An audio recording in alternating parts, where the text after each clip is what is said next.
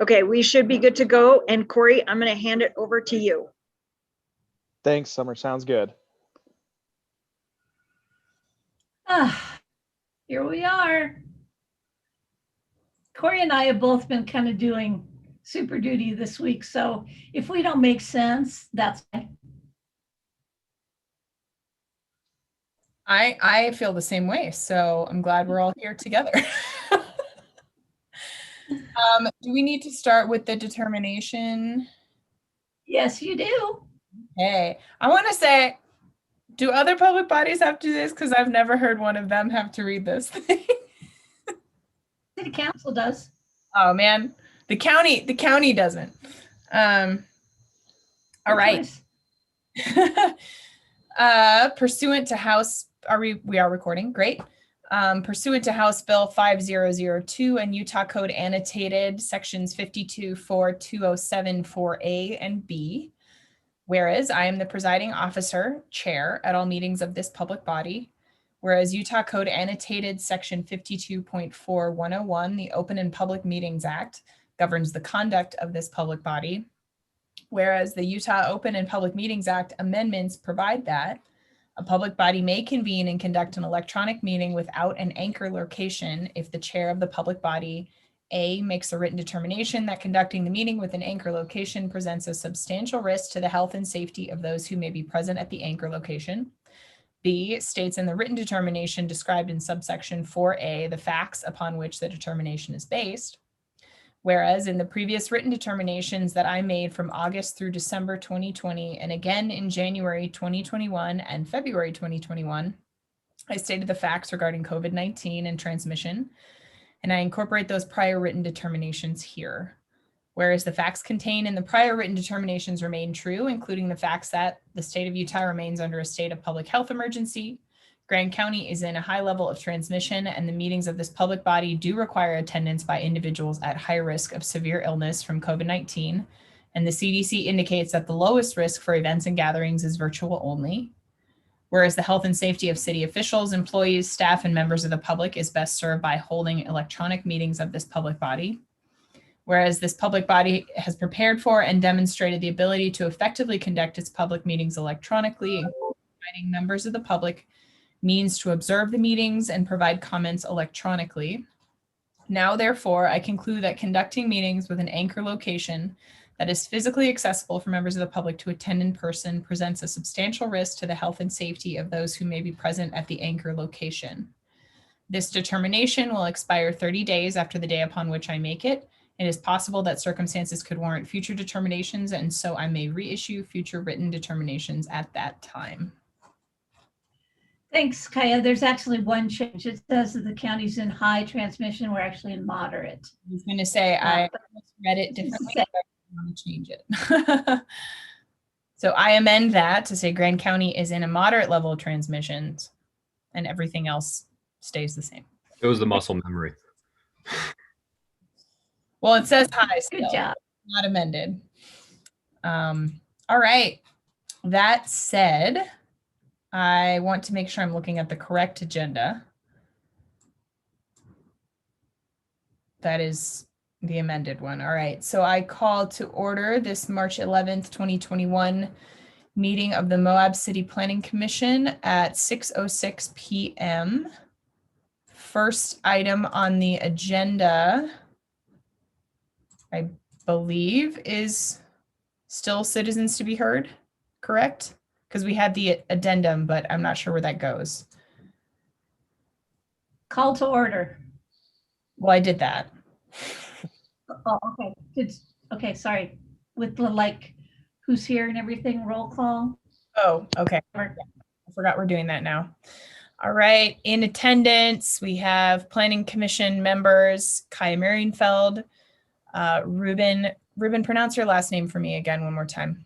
Villapando Salas. Villapando Salas, Ruben Villapando Salas, Marianne Becknell, Jessica O'Leary, Becky Wells, and that is it for planning commissioners, as well as city staff, Nora Shepard and Corey Shirtliff, with Summer Johnson here initially, but no longer here. Did you forget Lucas? Oh, and Luke. I'm so sorry. Wojciechowski. Luke Wojciechowski is also here. My apologies. All right. You just didn't want to say his last name. Oh, no, I got that. I got that.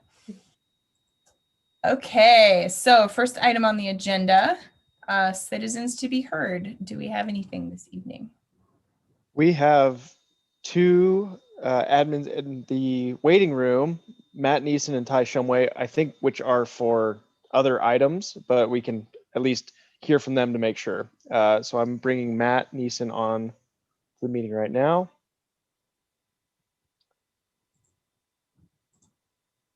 Hopefully the audio is connected. Matt, this is just checking in to see if you want to speak at Citizens to be Heard or just want to wait until your item later this evening. Nope, just waiting for my item. Perfect. Thanks, Matt. We'll have you stand by here if you want to re-enter the waiting room. Okay. Perfect.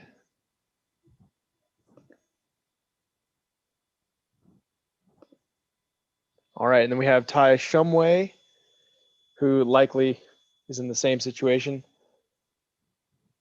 Wait for the audio to connect. Hey there, audio is connected. Just checking to see if you want to speak for Citizens to be Heard or want to wait for a later item. Ty. I'll go ahead and wait for later items. Sorry, my YouTube's just a little slacking, but yeah, I don't got anything to say. No problem. And that'll be on the Cane Creek item. Is that correct? Correct. Yep. Great. Thanks. I'll put you back in the waiting room and we'll see you in a minute. Thanks. All right. Those are the only folks we have in there. All right. Thanks for checking, Corey. And thanks, folks, for hanging out while we get through the other agenda items. So to confirm, we have no citizens to be heard, and we didn't receive any emails or public correspondence about anything on the agenda this evening. Okay. So the first next item, we have a public hearing this evening. We are receiving public comments by phone and online through Zoom. Citizens are limited to 2 minutes for comments. Written public comment may be directed to the planning department at planning-commission@moabcity.org.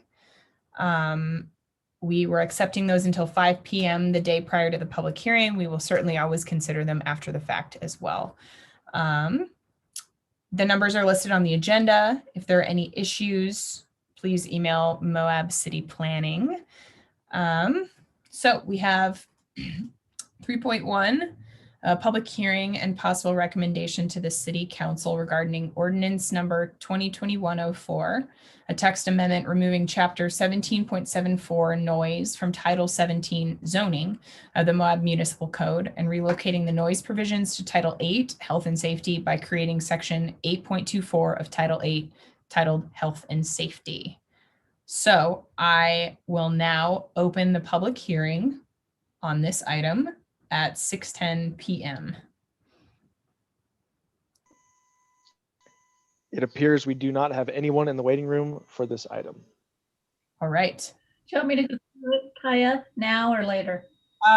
We can go ahead and keep the public hearing open while you explain in case anyone shows up, and then we can close it, if that sounds good.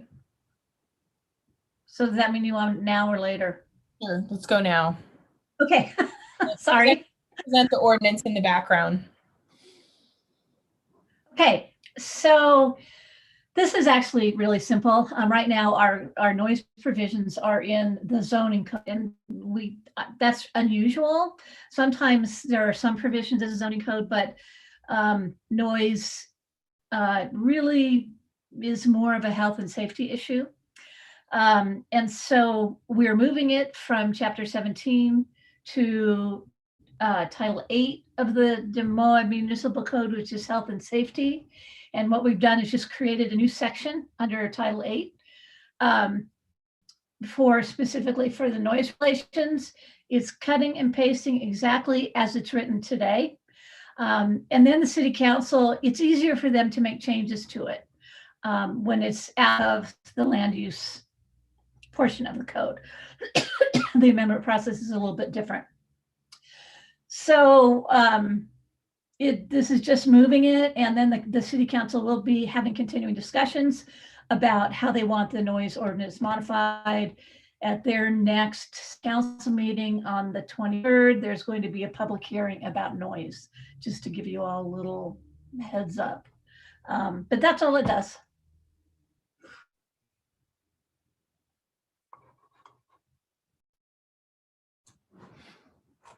All right.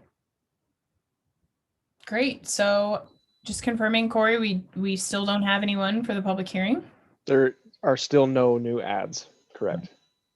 So I will now close the public hearing on ordinance number 2021-05. Oh, excuse me, 2021-04 at 6:13 p.m.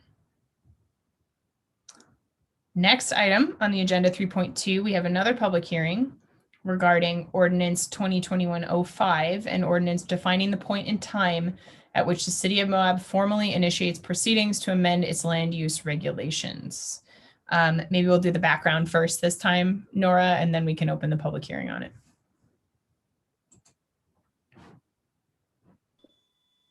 Nora, you're muted still.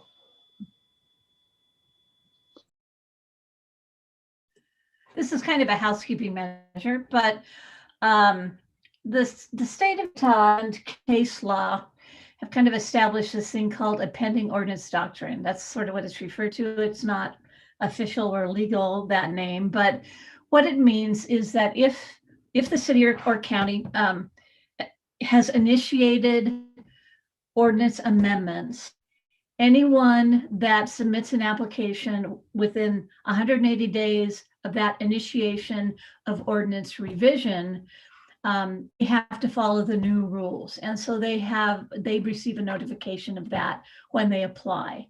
And it's something that's been litigated. And so it's really case law, and the ombudsman's office that kind of has decided what it is we need to do in order to do that.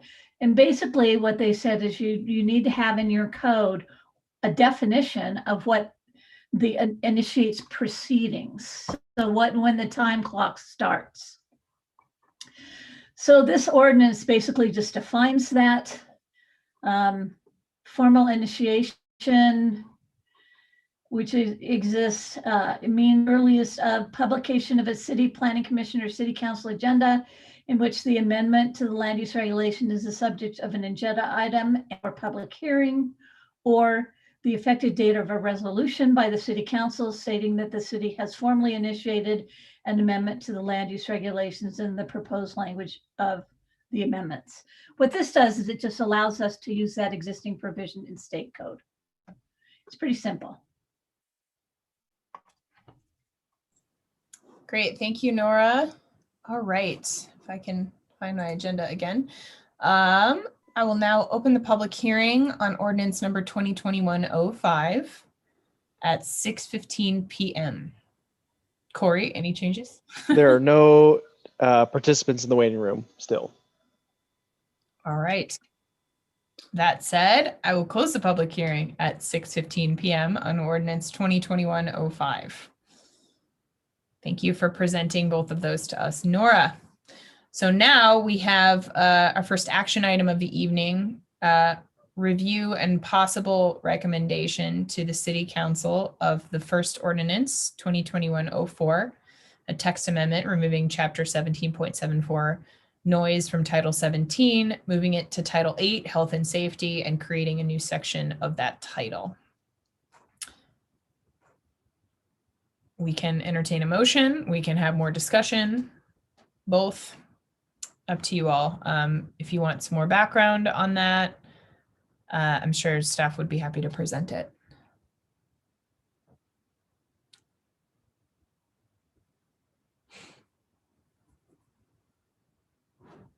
There is so I'm having trouble with the agenda that was sent, actually clicking the links tonight. So I'll make a motion. I move that the Planning Commission forward a positive recommendation to the City Council on ordinance 2021-04, a text amendment removing chapter 17.74 noise from title 17 zoning of the city of the Moab Municipal Code and relocating the noise provisions to Title 8 Health and Safety by creating the section 8.24 of Title 8 Health and Safety. All right, we have a motion to forward a positive recommendation on that ordinance from Jessica. Do we have a second?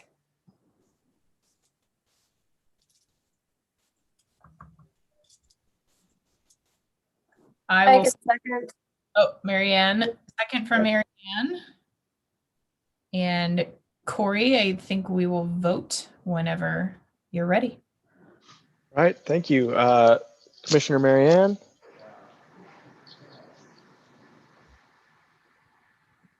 Marianne? Aye. Jesso?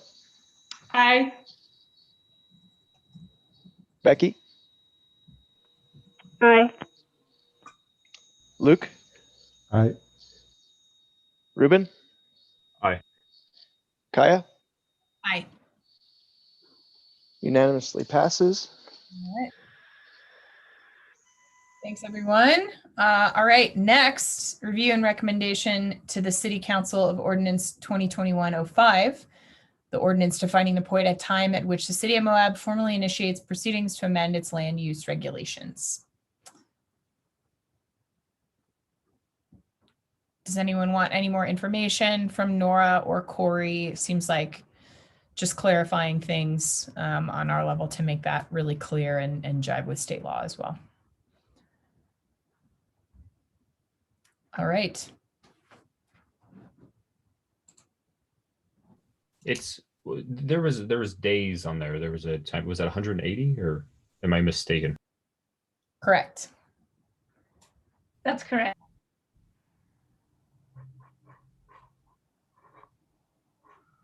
So essentially we are updating to allow our municipality to deny approval of a land use application submitted within 180 days before. Or apply the new provisions. Correct, or apply the new provisions, whatever. Yeah, and the 180 days comes from the state law, so it's not repeated, I don't think, in the ordinance. Yeah, it is. Anyway, it's okay. It is. So we can entertain a motion. We can have further discussions. I move that the Planning Commission forward a positive recommendation to the City Council on Ordinance 2021-05, an ordinance defining the point in time at which the City of Moab formally initiates proceedings to amend its land use regulations. I shall second that. All right. Motion and a second.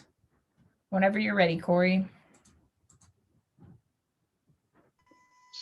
Thank you. All right. Jesso? Aye. Becky?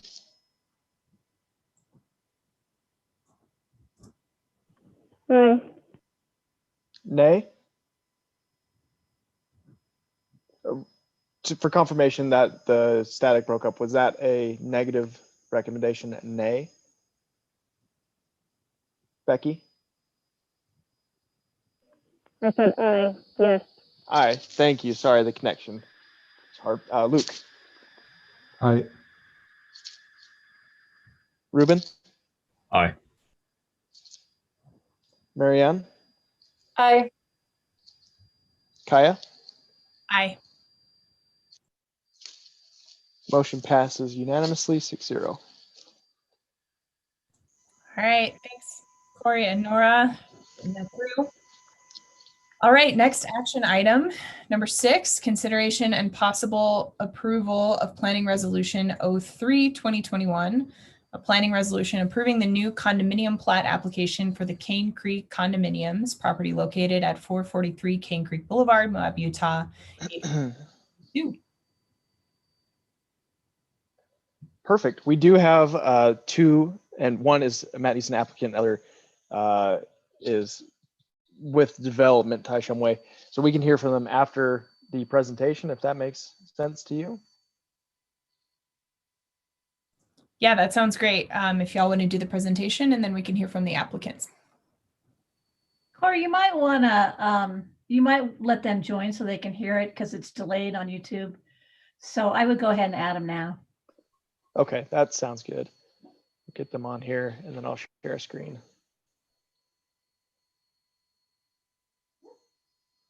All right, so Matt and Ty just added to the meeting. We're about to share the staff presentation on the item, and then following the item, there may be an opportunity where the commission can ask questions and address you specifically, but we'll go ahead and share screen right now for the presentation.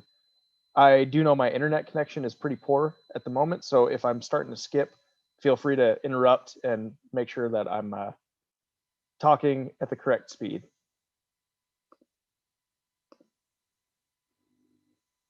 All right.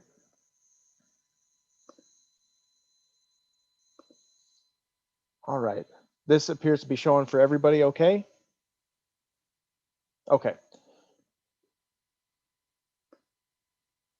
Following the Cane Creek Condominiums plat, location at 443 Cane Creek Boulevard, property owner Kane Devco LLC, specific applicant on this application was Matt Neeson. The parcel size plus or minus 2.07 acres. Current zone is the R3 multi-household residential zone. Existing use on that property is currently vacant, and then the proposed use is the 47 unit condominium residential multi-household use. So moving from what the approved site plan for that multi-household residential use to a condominium plat. So the condominium plat is what we're actually reviewing today. This is our vicinity map showing location of 500 West over on the left side of the screen. Cane Creek Boulevard mostly through the center of the screen, with that RA1 zone on the north side and then R2 zone on the south side with that strip of R3 running along Cane Creek there. This is the recorded county plat. You'll notice in the more to the top right end of this plat, this is the location here, and you can see what was an existing boundary extending into the city right of way. So within this plat, that boundary is being reconciled with a dedication to the city and then readjusting the property line so it appropriately abuts the sidewalk. This is the phase 1 condominium plat for the plan. It is these two buildings in the rear of the property on the south side of the property there.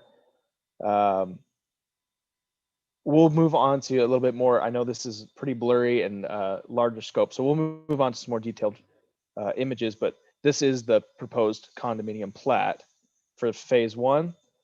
This is an attachment to that plat as well. You can see that it's a 2-floor development connected to a 3-floor development unit. So it's essentially one building connected by circulation pathways there. This is the layout of each of those floors. Moving on to phase 2 is identifying this building more towards the north end of the property, the northeast end, top right side. And then given it's only 2 floors, showing the deviation and description of those floors there. These images were excerpts from the approved site plan. Planning Commission approved in 2000, I want to say late 2019 or early 2020. But this is that phase 1 element. So you can see that there are the 3 floors and then 2 floors with both elevation sides on either side, east-west, and then north to south. This being the phase 1, the building that's more towards the front of the property, that lower building. So this is what perspective you might see from the front. If you're on the corner of that property here, this is that phase 2, 2 levels, and then in the back here, you can see that phase 1 with the tiered, staggered tiered levels. This image here on the top left, this axion, was taken from essentially the residential standpoint of if you're in that R2 zone there. So this is that phase 2, this is phase 1. It's identified by that 3 level being the distinctive factor. This image being if you were standing on Cane Creek. So with that phase 1 being an uphill side and then phase 2 on the downhill side. This was the excerpt from the narrative produced by the applicant in coordination with Architectural Squared. I won't necessarily go through it word for word, but essentially a description of the site and who Matt Neeson is with his understanding of Moab and his previous developments in the past. And then with this site as a specific opportunity to provide affordable housing by design, not that it is restricted in any way, but just affordable by design, providing a housing opportunity in the city that doesn't, with their studies, appear to be represented here.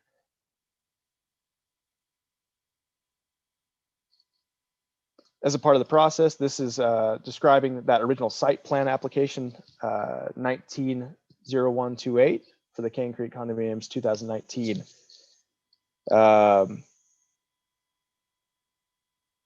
So that was the site plan application, and then the planning resolution that it was approved under was 02-2020.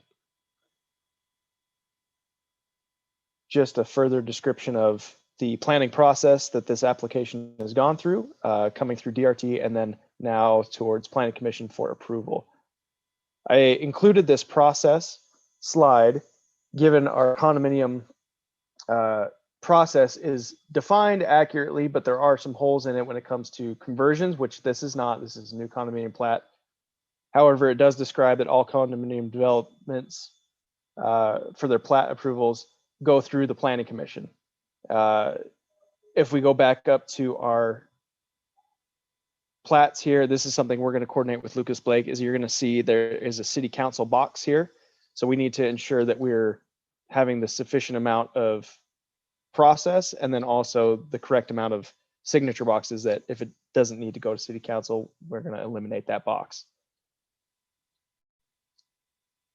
That really sums up my presentation. I'll exit share screen now. Planning Commission, if you'd like to address the applicants, they're both still here. Great. Yeah, thanks for the presentation, Corey. Looks good. Definitely have heard a lot of people excited about this development. Seems like you're getting a lot of local investors, which is great. I guess we'll just start with if the applicants have anything you want to add, anything that wasn't covered, clarifications, anything like that, to make sure we're getting all the right information before we consider the potential. Can Corey clarify? So Matt Neeson is the applicant. What is Mr. Shumway's role? And I don't know if Ty wants to jump on there and describe himself, but I believe it's the development side, developer. Yeah, I'm partnered up with Matt as part of the developer. Me and him are teamed up together on this. And then also I'm trying to talk to development to let me build the building too. If I can get my price in the right realm, I'll also be involved in that part.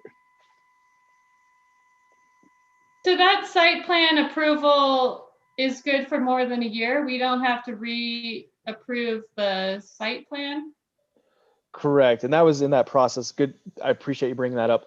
Is that the site plan application was approved and they've also simultaneously submitted their building permit application. So like we had seen in a previous townhome development, which is nearly complete, the platting process is really a matter of ownership capacity that we're pursuing that ownership platting versus the actual development. So they're into the building permit phase at this point. And this is a separate action for ownership.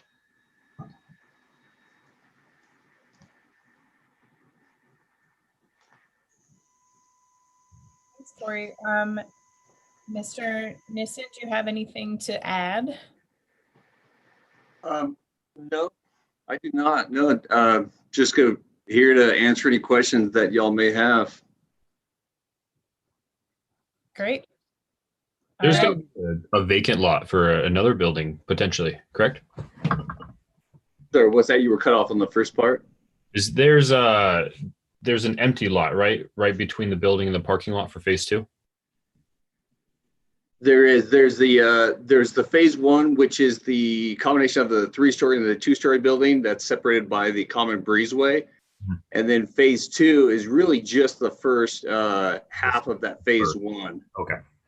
So, but yes, we did leave some open space there. We've been working with Mayor Niehaus and Karen Guzman-Newton on the pad to possibly add more units with that under the pad. Okay. But that would be a later item. Great. Any other questions for the folks from the public development side here? Anyone? Okay. I have several questions, but I think they have more to do with the site plan, because I think there's quite a few of us commissioners that were not present in February for the site plan approval. But if that's not what we're talking about tonight, probably most of my questions are irrelevant at this point. I would like to know if in block N, there's 3 lots, 1, 2, 3, and 4. If those individuals have been notified directly and are on board with this project. I mean, if you look at the view shed, it's gonna impact those residents pretty substantially. Especially since the tallest building, the 3-story building, is at the highest elevation on the property.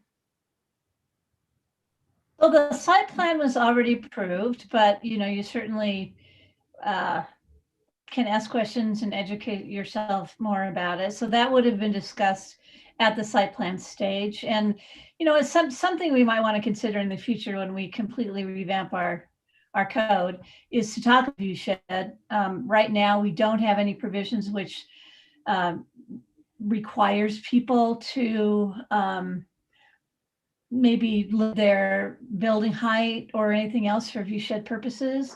So this complies with the code requirements. And at this point, that's really the only tool we have.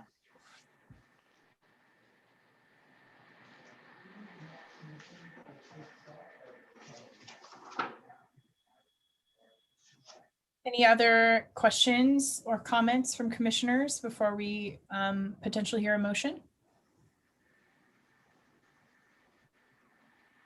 Okay, so just to go through the options again, this is a planning resolution, and it would be we can approve with or without modifications. We can continue the action on the item and give specific direction to the applicant and staff as to additional information needed, or we can deny the application.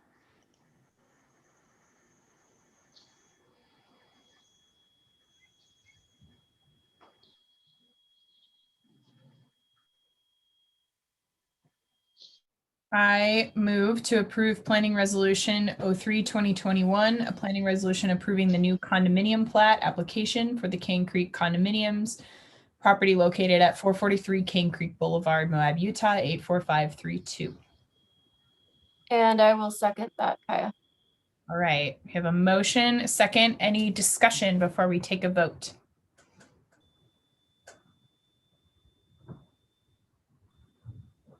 All right, back to you, Corey. All right, as a matter of process, I don't know if we want to excuse our participants, applicants, Matt Neeson, Ty Shumway, or we want to hold on to them for case of direction. I think it's fine if we hold on to them. Okay, great. Roll call for a vote. Jess?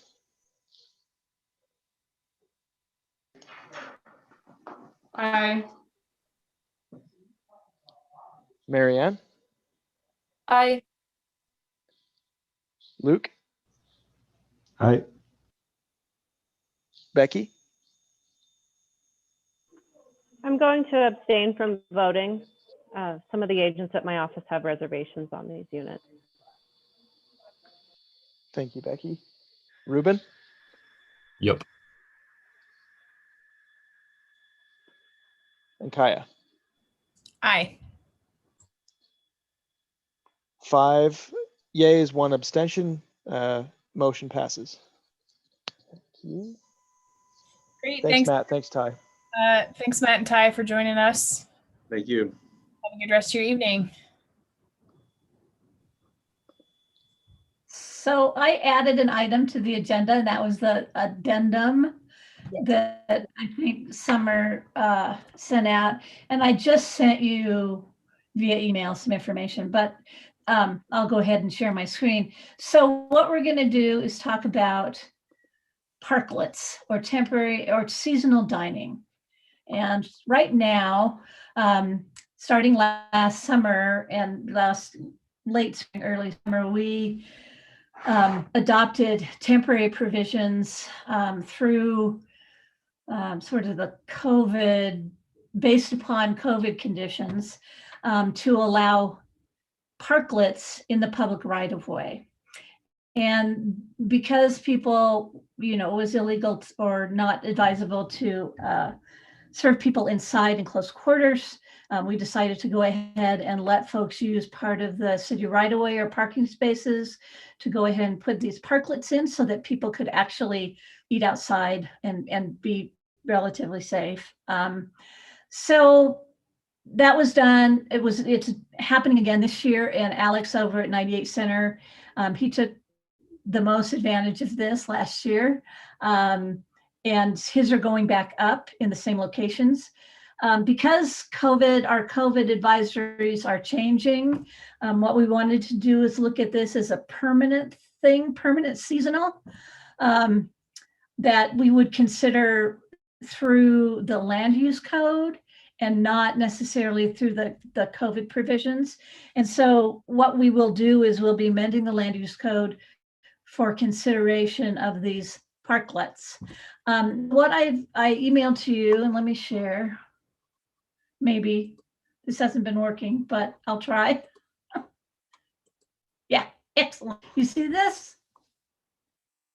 Okay, this is sort of our information packet, and they have to fill out an application. But it talks about parklets in the public right of way. Once we receive an application, there are some guidelines here. We go out and take a look at it, and that includes the building official, the fire official, Levi, who is our public works director concerning streets, and one of us. And on site, every site's different. So on site, we kind of make recommendations and suggestions as to how to make everything still work and not have a significant impact on our streets, and make sure that it's not going to blow down, and lots of other sort of public health, safety, and welfare things. So this is the information that we sent. We do require temporary barrier materials, and the city actually owns some of these lovely yellow or orange barriers.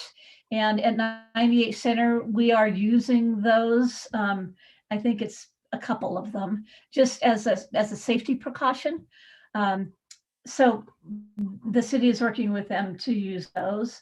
We've asked that the applicants talk to their neighbors because the parking spaces are theoretically public parking. And what we only allow it immediately in front of their store, but it's still public parking. So we advise them to talk to the neighbors. And in Alex's cases, he did that. He talked to the folks next door and on all sides, and they all, he made some changes based upon their input. They have to meet ADA requirements and maintain a pedestrian flow. Recommended with a sidewalk is 72 inches. There are places we don't have 72 inches. So it has to maintain a fire access, and which is, the sidewalk. And then when it says a fire lane must be maintained at all times, that means that there's the lane of traffic that is now maybe smaller. It has to be at least 15 feet in width. So some of this says all those things about the pedestrian path. We allow temporary structures such as umbrellas, planters, or temporary barriers, that those would be taken down at the end of the season. Space heaters, all of these things also need to be put in place so as to be safe during a windstorm. or a thunderstorm. Because last year they put the Subaku parklet and it's a big windstorm and it took off the cover that they had proposed. So they just took it off. So that's a factor that we consider. Trash, recycling, and waste. Distancing cleaning surfaces, that will probably be not be in our code. Alcohol beverages, and they, with this, anyway, that's a separate, it's not really a planning issue.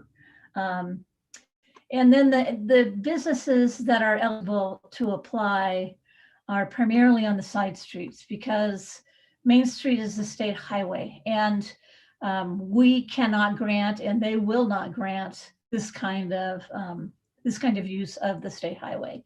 So that's not to say that businesses in front on Main Street absolutely can't have them if they're on a corner, and it's possible that they could do it in their, around the corner in the frontage there.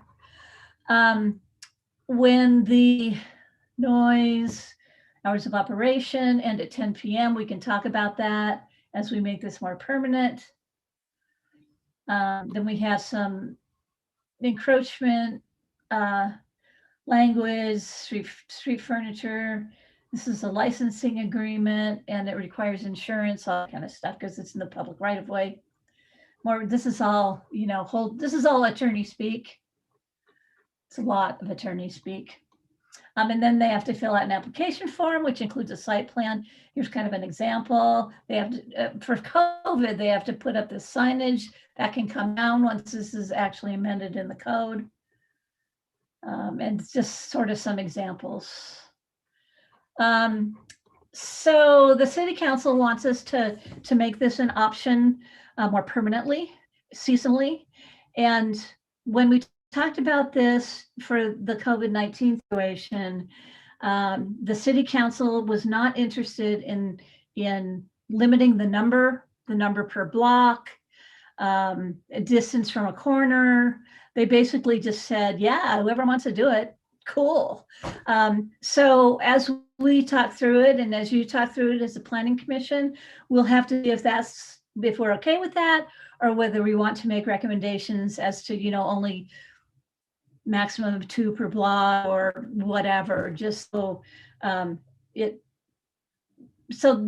may be, we don't want a huge impact from this on people, because parking is also at a premium at the same time these parklets are up. So there's a happy medium there. But that's the thing, one of the things we're going to start talking about. So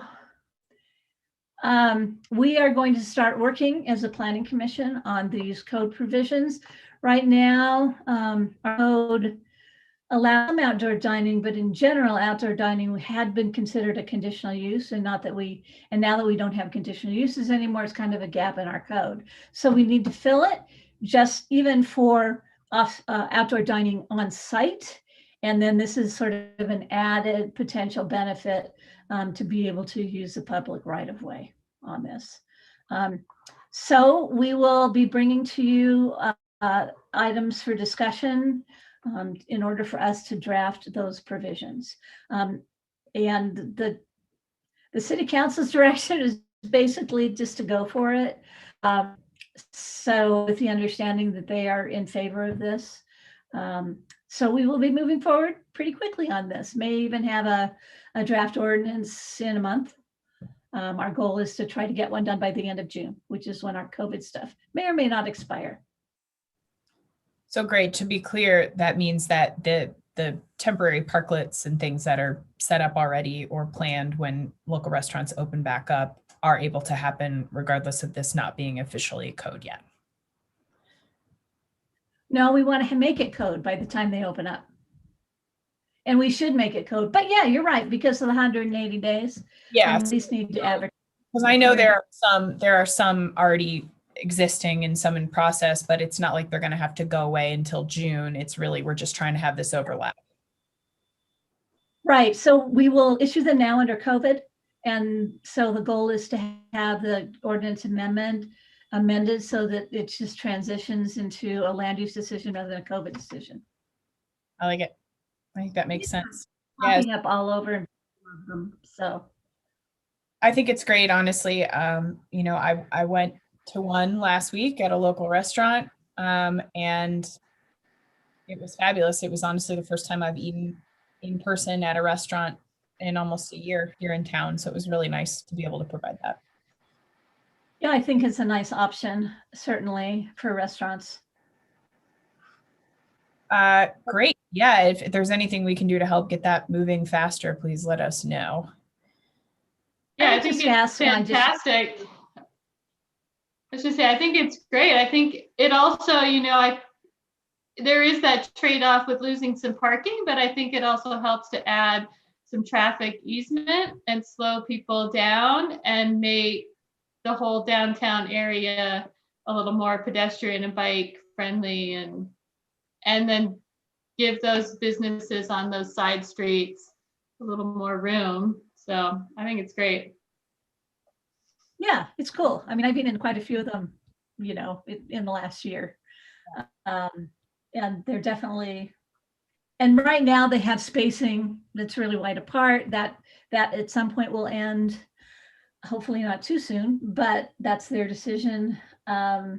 So what I would ask is this packet I sent to all of you, and if you could review it, decide if there are additional things we should be asking for, jot down any concerns you might have that we should address during developing the land use code.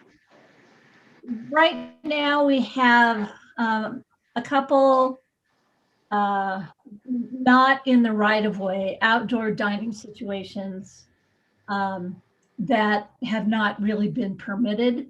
We let them slide a little bit last year because of COVID and everybody was really hurting.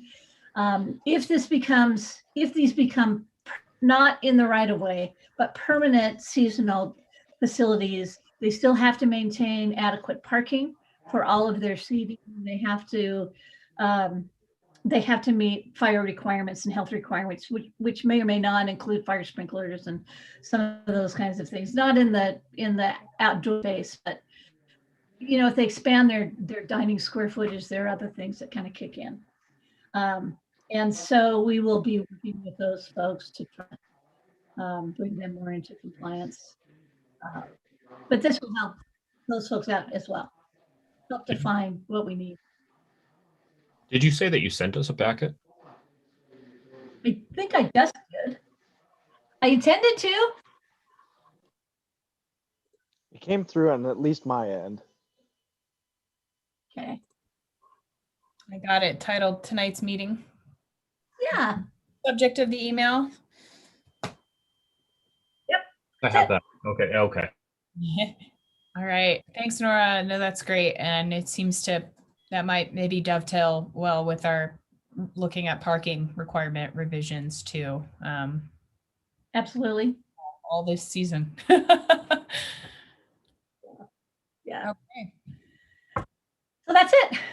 Yeah, thanks for the heads up. That's always nice when we can kind of get prepped on things that are coming soon. All right. That being said, any future agenda items other than that?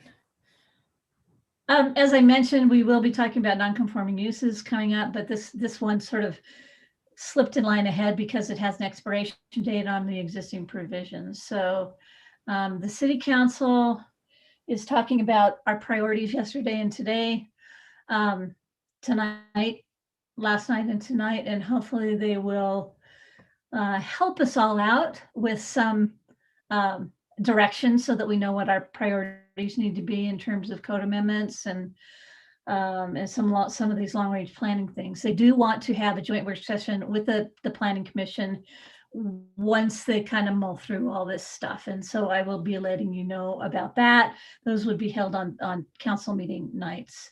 The council is talking about reopening for live public meetings. I'm personally not wild about that idea, but if they so choose, more power to them. In terms of you guys, we've really good attendance, which I think is awesome. And, you know, I'm still real concerned. I mean, I've had one vaccination, but I just am concerned for all of our health to try to continue to do it this way for a little bit while longer until more people have immunity and we're all more comfortable coming together. I'm still not comfortable with that. So there you have it. Yeah, I think it's been helpful with attendance. Honestly, I know there's a lot of us that have been working remotely occasionally, and it's been nice to be able to still attend meetings, which is great. And I don't believe, and please correct me if I'm wrong, because that's something we definitely would want to consider and really look at strongly, if we have had any sort of public input about this not being an adequate forum for the public to be heard. I would say that's the main reason I would push returning sooner rather than when things are much, much safer. So it is clunky. There's no doubt it. And that's the reason that the council is kind of opening it back up again. And certainly when we start to talk about some of the more controversial issues like Lions Back and those things, that would probably be best in person. Or maybe not, I don't know, but we'll talk about that when we get to yeah, I'd be curious if there's some sort of hybrid system we could do where, you know, the chair and whoever feels like it could come in, and someone who's comfortable being in could help facilitate, and we could still have, you know, we have the technology probably to have people be remote still if need be. It's difficult, however. We spent about 45 minutes talking about it today, about the city council meeting. And if we open it up, how do we do that? Because if you watch on YouTube, there's a lag. It's about 2 minutes slow. So when people are listening to it on YouTube and then they want to zoom in and comment, it's really confusing. So they're going to try to set something that's a hybrid up for their meeting on the 23rd. They actually talked about maybe having it outside, which is great if it doesn't rain, or maybe in a big space, you know, and have everybody social distanced. But we'll work through the options. I would really like to find an option that is a hybrid. Yeah, that'd be great. Well, thank you, Nora, and thanks, commissioners, again. I know I say this every time, but kudos to everyone for just prioritizing these meetings. It's been really nice to have a good, solid quorum every single time this year. Except Marianne is leaving us. Bummer. I didn't know that. I mean, we're happy for you, but not happy for us. I'll be in Provo if you need me. Provo. Gosh. Excellent. That will be different. Okay. Well, that said, I will adjourn what is today, the March 11th meeting of the Moab City Planning Commission at 6:55 p.m. Thanks, everyone. Ciao. See you next time.